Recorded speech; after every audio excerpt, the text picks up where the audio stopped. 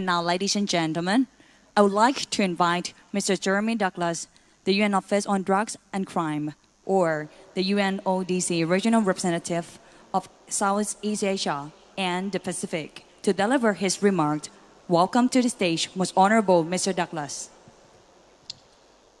Honorable Prime Minister General Prayut Chan-o-cha, honorable members of the Cabinet, the President of the NACC, Excellencies, ladies and gentlemen, good morning, Swadee Kap. I am truly honored to be speaking to you on behalf of the United Nations Office on Drugs and Crime, the Secretary General of the United Nations, and the Executive Director of UNODC.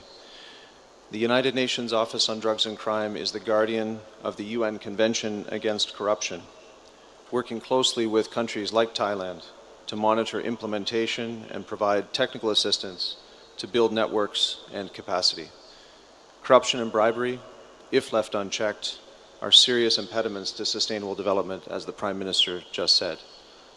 And the achievement of the 2030 agenda throughout the world depends on fighting corruption. These serious crimes breach the essential trust between the citizens of countries and governments, as well as between businesses and consumers.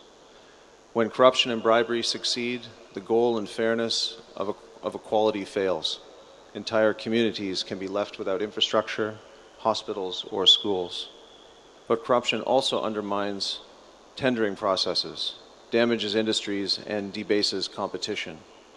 Where corruption thrives, countries face poor inward investment and blemished reputations. Corruption is therefore a short-term victory for the few, and it deeply harms society.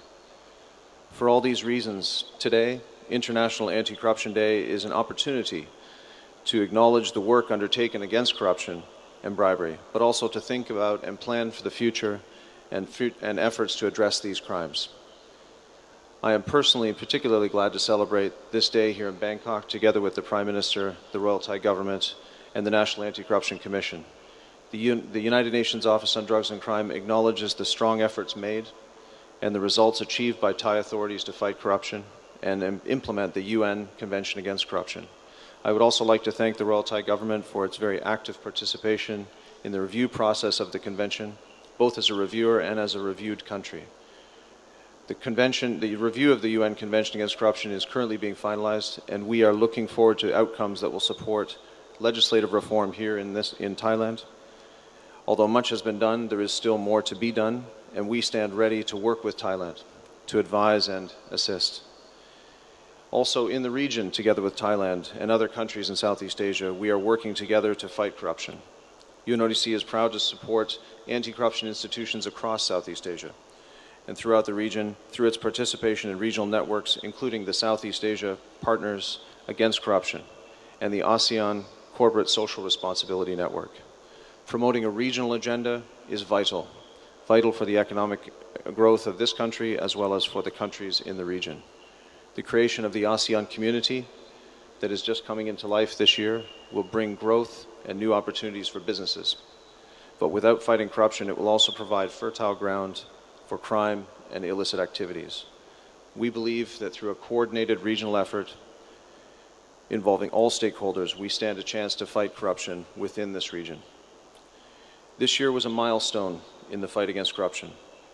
It was when the countries of the world came together for the 6th Conference of the State Parties to the UN Convention recently in Russia to hold a dialogue on global anti-corruption efforts. In the first ever message of the United Nations Secretary General to the conference, he stressed the need to end corruption as a means to achieving sustainable development. His statements were echoed by all speakers, who further underlined the importance of the new Sustainable Development Goals, and in particular, Goal 16, which seeks to substantially reduce corruption and bribery. At the conference, there were also a number of successes, including in the areas of asset recovery, such as the work of AMLO, preventing the corruption and bribery, the development of public-private partnerships, and the launch of the second cycle of the review of the UN Convention Against Corruption. UNODC stands ready to support Thailand and countries in the region to prepare for this review and in implementing the Convention.